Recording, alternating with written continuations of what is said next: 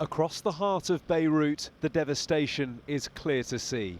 What isn't is just how Lebanon recovers from Tuesday's huge explosion. The clean-up operation is only just beginning. The country has suffered billions of pounds of damage, while for many, the personal cost is incalculable.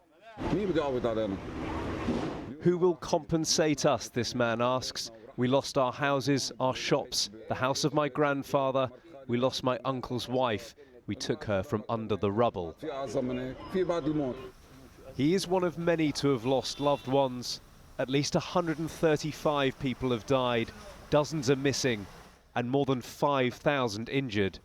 Lebanon, already struggling under the heavy burden of a stricken economy, is now overwhelmed.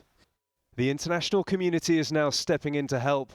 The French president was warmly welcomed as he arrived in the country earlier. He, like plenty of other world leaders, has pledged support.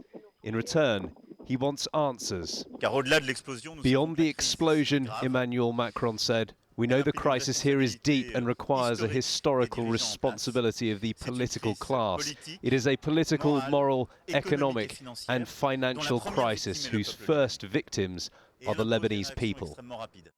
Hospitals that have been tackling the coronavirus crisis are now facing another, treating the many patients caught up in the explosion.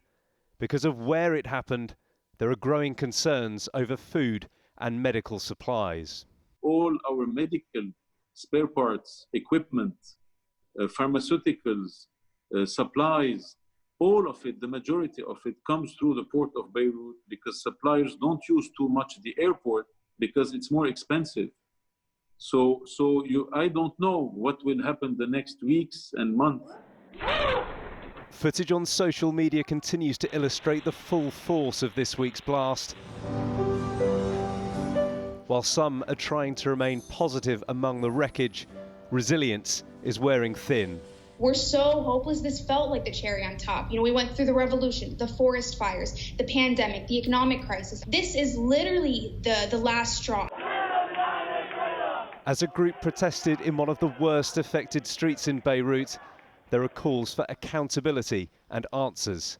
An explosion which took seconds will now likely take years to recover from. Mark McQuillan, 5 News.